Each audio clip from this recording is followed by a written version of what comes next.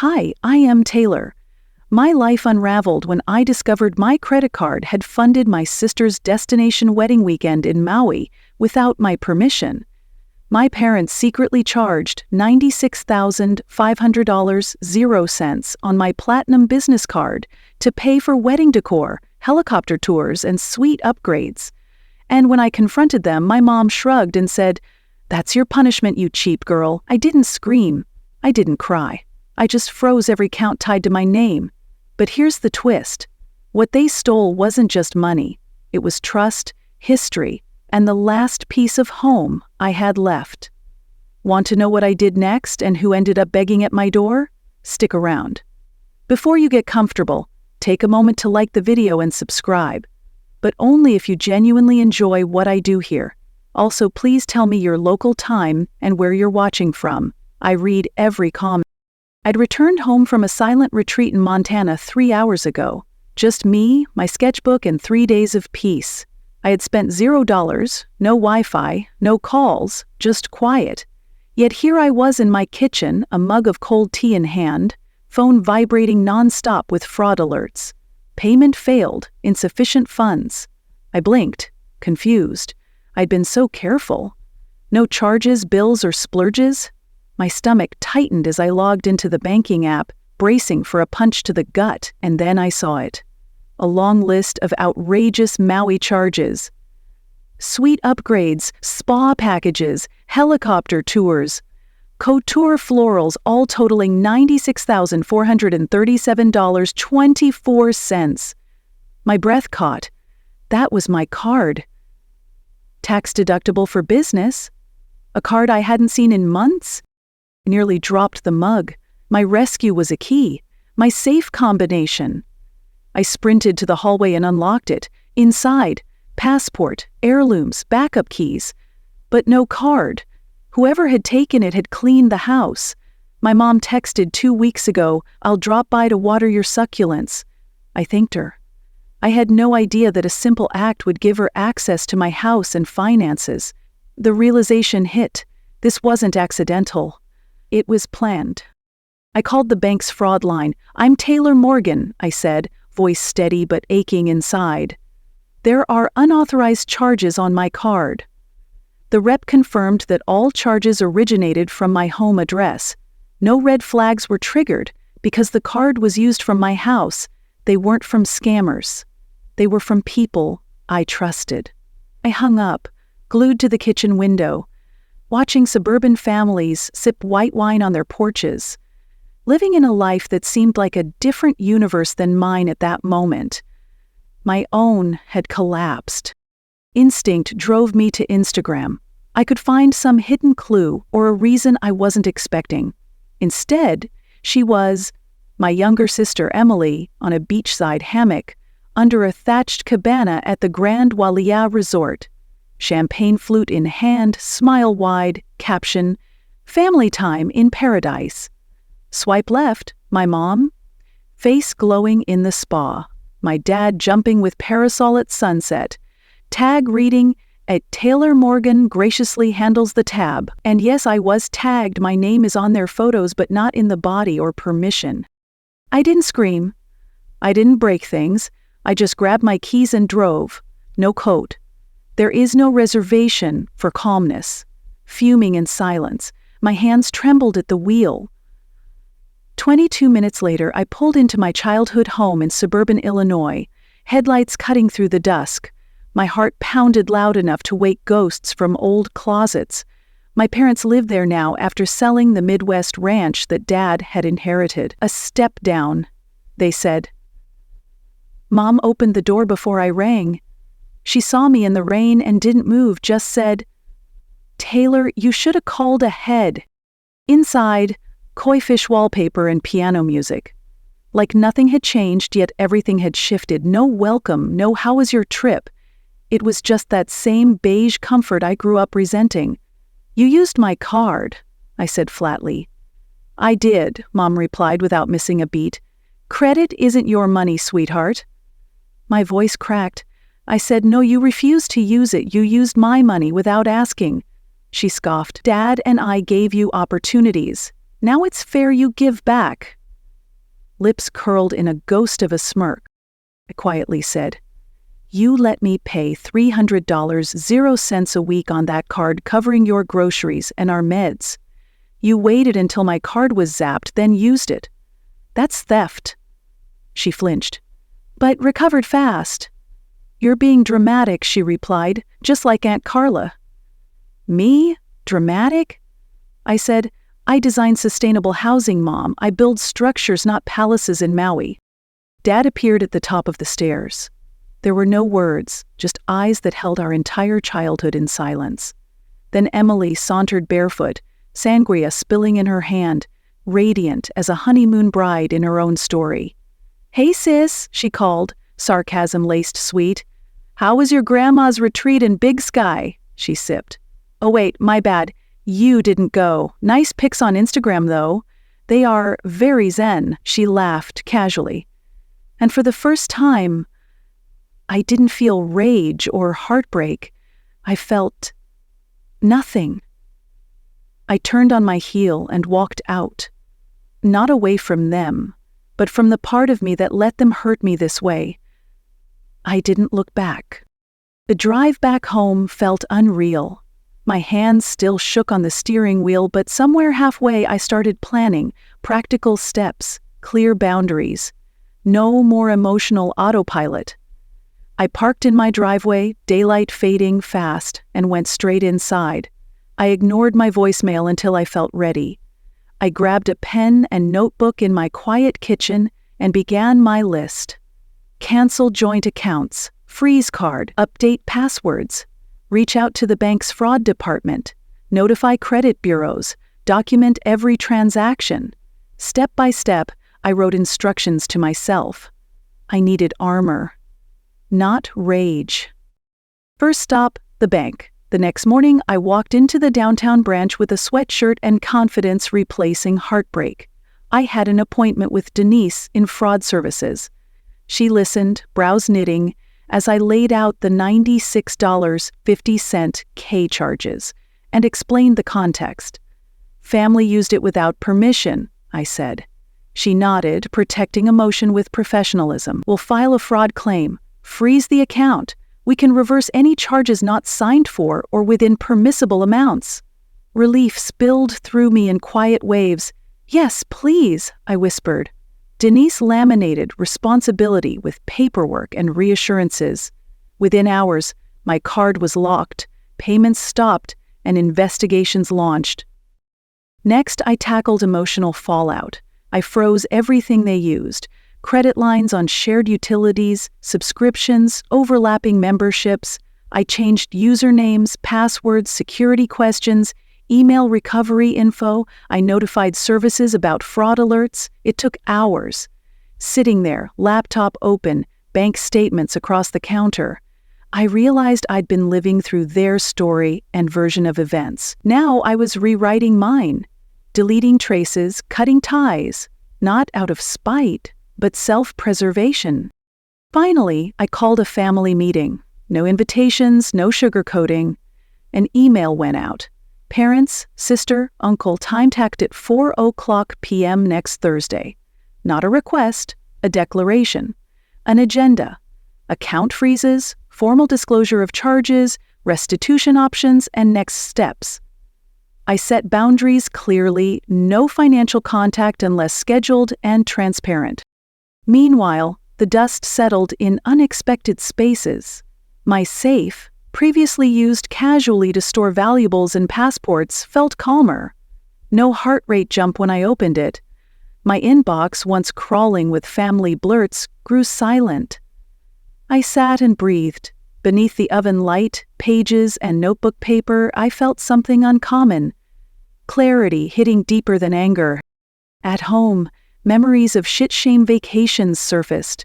My sister's college apartment was fully furnished on a loan I'd quietly paid off. My parents' SUV bought using my credit line after they downsized. That car drove them into Maui on my dime. And it hurt. It was a wound that didn't need reopening. So I documented it all. I dug out old receipts, bank logs, and spreadsheets I'd kept for Every expense tied to our family, not about blame, but about truth. I cross-referenced dates, dinners, classes, car payments, insurance bills, spa appointments, and assigned them dollar values that added up to nearly $250,000 0 cents over 10 years. My breath caught when I saw that. $250,000. All from me, all quiet. I laid it on my dresser and stared. Faces floated into my mind. My grandma, the one who encouraged me to chase my quiet passion for architecture, not leave it for ceremony. In her voice echoing, "You don't owe your light to anyone who tries to dim it." Grandma would have whispered that once the weight of silence became too visible. She'd patched me together long ago, and here I was, harvesting the courage she planted. I didn't reach out to my sister until a week later.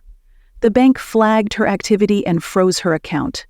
I got a text instead of a call. "We can fix this. All we need is trust." I replied, "Not trust. Transparency agenda for Thursday includes restitution options. Be there, review your statement before the Zoom." And I paused. That was the first time I said no without guilt. Thursday arrived. I sat in my bright living room with a whiteboard, printed statements, and a cup of tea. Before the call, I rehearsed calmly.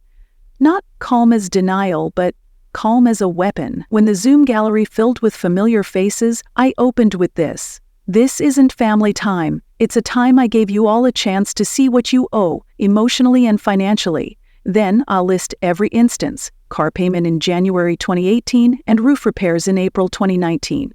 The credit line was installed in July 2020, Maui charges in May 2024. Each name, Mom, Dad, Emily, stood silent behind glowing false smiles. Ended, "I want restitution. Any friend or legal route. Restorative justice, counseling support. I'll consider. But my forgiveness begins with a commitment that you'll repay this debt in full or scheduled payments with clear oversight. And no more financial cross-wiring."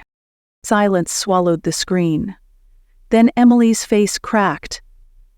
"I didn't know," Mom tried. "We thought, this is how family works." I cut in. "It's how abuse works, Mom, without permission or communication. It ends now." Dad flanked them, blinking away guilt and air. I unmuted. "We're done." I clicked off the call and sank into my sofa. I wasn't triumphant. I wasn't empty. I was unwound, unraveling years of tension. My phone dinged. Gentle chime. One message from a lawyer I'd connected with pro bono. "Please send your documentation. We can structure restitution options and monitor compliance. Below is a cafe owner's number offering support groups. Below that is a text from my best friend. So proud of you." That evening, I revisited my grandma's note again. It glowed from my desk. "Make sure she knows she wasn't forgotten." In my family, I often felt invisible, but not anymore. I wasn't choosing revenge.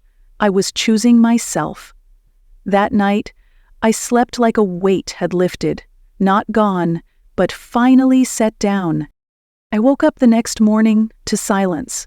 My phone hadn't buzzed once. I realized it was the first quiet dawn I'd had in months. No guilt-laden texts, no anxious calls, no reminders of how much they thought they could lean on me. I shifted in bed, feeling lighter than I had in years, but I wasn't celebrating. I was strategizing. Today, I needed to reclaim more: my name, my identity, my narrative. I started with credit bureaus. Hours slipped by as I filled out fraud reports. I submitted proof: the Maui charges, the misuse of my Social Security information, the unauthorized Platinum Card activity. I watched the confirmation screens feel like cobblestones laid beneath me, building a foundation. Next, I hired a CPA and legal advisor I'd met through my pro bono work, someone who understood financial tracking. Together, we traced every questionable charge on my credit statements. We uncovered hidden streaming accounts, salon memberships, car lease payments, all tied to my card, but paid for others. My heart sank as the true extent revealed.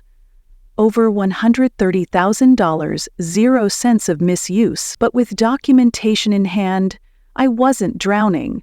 I was building evidence. That afternoon, I walked into my local courthouse for affidavits. I signed my name on legal documents with purpose and clarity. It felt like stamping my presence into a space they thought they owned. Outside, the sun glinted off the building, a reminder that sometimes justice arrives as paperwork and boundaries, not loud protests. Back at home, I organized everything into folders labeled Maui, car leasing, identity fraud, unearned support. I backed up digital copies and printed key statements. My apartment looked like a small newsroom. No stacks of bills, only artifacts of truth. I placed them on my coffee table. They glowed like uncut diamonds, raw but powerful. That evening, I met with the nonprofit I volunteered for, the one offering financial literacy to women recovering from economic abuse. I shared my story, not every detail, but enough to help others see how generosity can become bondage when respect is absent. Their response was immense. "Thank you for trusting us," they said. "We'll feature your journey in our grant applications." It struck me, my pain might become the power for others. At that moment, business cards doubled as potential gifts. I didn't post any updates on personal accounts, no grand announcements, but day by day, my control grew. I canceled the glove box insurance for Emily's car. I transferred sole ownership on utility accounts. I established alerts for any new credit checks. I updated preventive fraud settings. I rebuilt the fortress around my name. 2 weeks later, a package arrived at my door. No return address, but it instantly felt significant. Inside was an envelope and a small security camera flash drive. The video files captured Emily entering my house weeks before the Maui trip, opening the safe, taking the card, and walking out with a smug grin. No confession, just evidence. My heart clenched, not from betrayal, but from validation. I watched the footage silently, tears in my eyes, not for what happened, but for refusing to stay silent. I copied the files to the fraud folder, time-stamped them, and noted, "Unauthorized access, documented." That night, I turned my phone off and slept. The next day, I reached out to Emily, not as sister, but as the accused party. "We need to talk," I texted. "There are no threats, just clarity." She replied with hesitation, "I need to explain." We met that evening at a neutral cafe downtown. The lighting was soft and the air smelled of roasted beans. She arrived late, fidgeting. I stayed vigilant. She poured over her coffee before quietly asking, "Taylor, how much do you know?" I slid a printed summary and the video stills across the table. "Everything." She swallowed hard and began. "It wasn't supposed to hurt you. I panicked. Mom said you wouldn't notice that it was just a wedding gift. I didn't plan this." Her voice broke. "I love you, Taylor." I folded my arms. Love isn't permission to steal. Transparency would have been respect. I listened as she unraveled her shame, guilt, and need to belong. I didn't shout. I didn't cry. I paused and asked, "Do you take responsibility?" She nodded, tears flooding. "I'm so sorry." I slid a restitution plan in, monthly payments, financial education support, and joint access oversight, but only with full accountability, she agreed. That night, I wrote an email to my parents and uncle. I invited them to join the plan too, with guidelines for repayment and clear terms. I asked for a legal agreement. I closed with, "If you want to remain in my life, this is how." Silence followed, but I slept well. A month later, the repayments had begun, gradual, awkward, but genuine. My sister emailed her first installment. Mom wrote a separate check covering spa charges they had directly misused. Even Dad emailed, "I'm sorry, Taylor. Thank you for holding me accountable." Not perfect, but accountability. I closed the fraud case with my bank and celebrated by going hiking instead of shopping. For the first time, I wasn't running from debt or betrayal. I was moving toward autonomy. I called Grandma's trust lawyer to confirm everything was intact. He replied, "Your grandmother would be proud." That night, I returned to my writing desk, my haven. I opened my digital journal and typed, "I charged them unlimited trust. They charged me a debt. Now, I'm withdrawing back to myself." I paused, then hit save. The silence wasn't empty, it was permission. It was another quiet morning when I realized something had shifted inside me, like waking after a long storm. The repayment re-enrollment notifications popped up on my phone, and I silently acknowledged them. I'd planned the financial frameworks, legal safeguards, and personal boundaries. Now, they were beginning to matter. But more than that, I felt calmer. Not safe, calm. I started the day with a walk by the lake, mentally prepping for what came next, notifying the IRS, insurance boards, and identity protection services. My CPA helped draft letters outlining the fraud and misuse. We sent them by certified mail. Every letter included evidence summaries, Maui invoices, salon charges, car lease payments, the works. I watched my mailbox lately, not in fear but with purpose. I was taking control of their fallout. Back home, I organized a folder labeled self-care. I booked therapy sessions to process trust violations and boundaries. I scheduled yoga classes on Sundays. I even splurged on a piano tuner for the upright in my living room. It was mine, and I intended to reclaim the melody in my life. That evening, I attended my first volunteer workshop as a guest speaker for the nonprofit. I sat on a panel with other women survivors of economic betrayal. When it was my turn, I shared my story. When trust became transaction, I realized I'd lost home. My voice didn't waver. I talked about spreadsheets, spreadsheet therapy, and framing boundaries. I told them how silence can become armor and a weapon when slowly forged. The applause felt warm, not performative. I saw faces nod and wipe tears. It wasn't about being a hero, but about being human and holding space for one another. Afterward, a woman came forward and hugged me. "Your storytelling matters," she said. "You made justice feel possible." My chest loosened. It was never about vengeance. It was about reconnection, not with them, but with me and a community that recognized the complexity of love and debt. Days blurred as I juggled restitution, legal processes, and daily routines. But each evening I returned to my apartment with peace growing in the spaces they'd once taken. I cooked for myself, sat cross-legged with hot tea, and opened my notebook. I wrote notes for this video, because sharing felt like part of recovery. I sketched floor plans for sustainable homes without space for secrecy or debt. I doodled dark arrows on the page, representing harsh truths transformed into protective walls. I labeled them transparency, consent, and accountability. One Tuesday afternoon, I noticed an email from the courthouse clerk. The fraud suit against Emily had been dropped. She'd fulfilled the restitution plan on schedule, with additional interest payments for the Maui charges. There was a court order mandating she not use my identity in the future. I felt strangely speechless.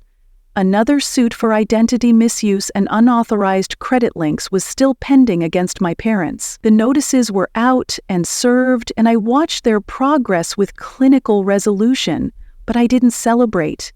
I'd anticipated some vindictiveness, outward declarations of blame, but as the dust settled, I realized I wanted none of that. I just wanted fair. That evening, I unpaused for the first time. I walked out with no mask, just my sneakers on the pavement. Music in my ears, I wandered toward the art supply store. I'd forgotten how spontaneous could feel. I bought watercolor pads and a few tubes of paint. I walked home slowly, watching the sky fade to dusk. When I got to the apartment, I arranged my art supplies on the balcony table and painted. Nothing thematic, just color and movement.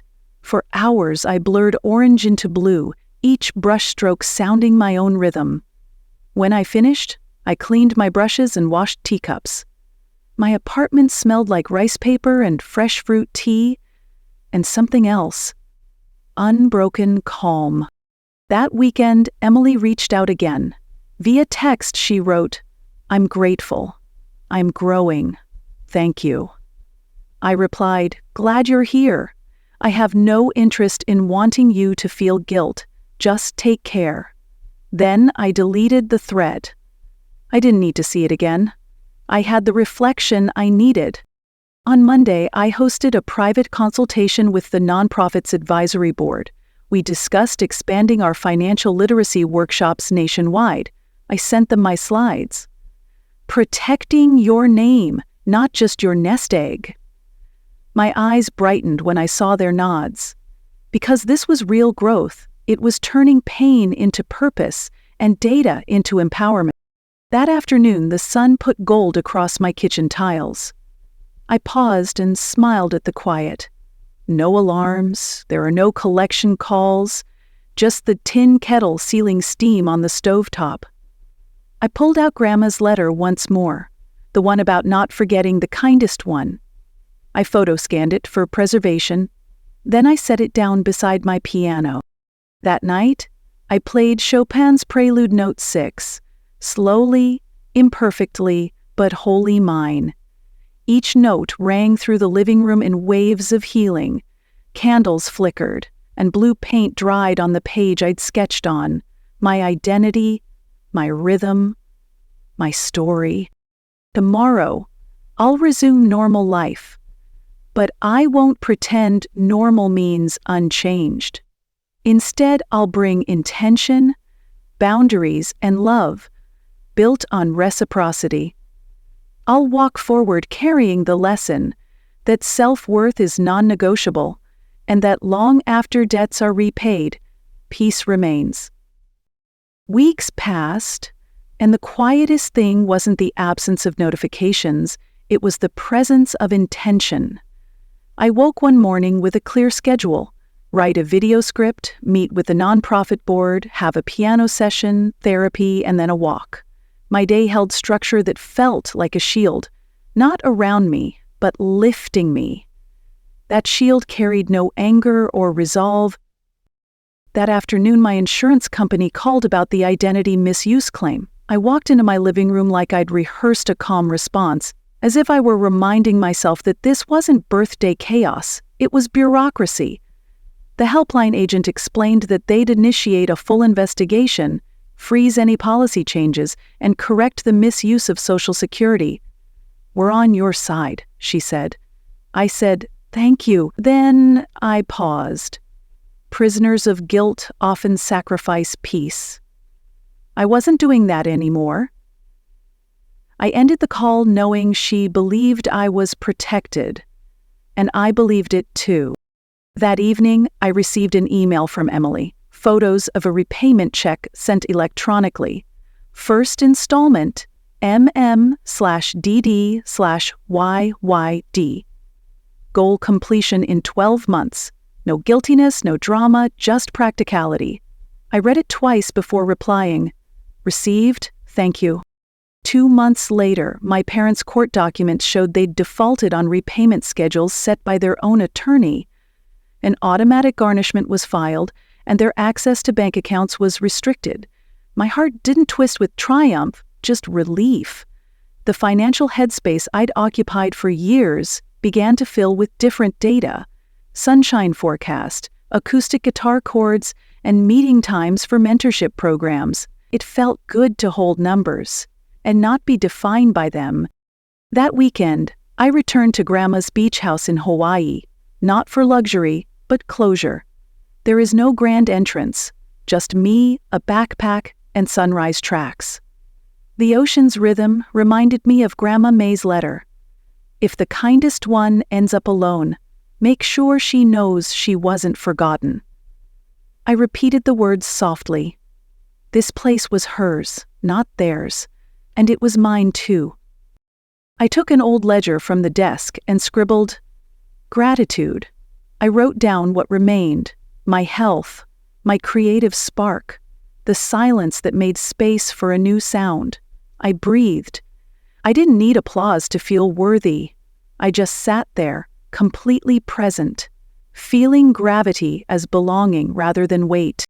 On my last morning, I walked the shoreline and collected a single shell, a perfect spiral. I lined it with the sand and whispered, "I remember." I photographed it for my video. I recorded, "This shell reminded me."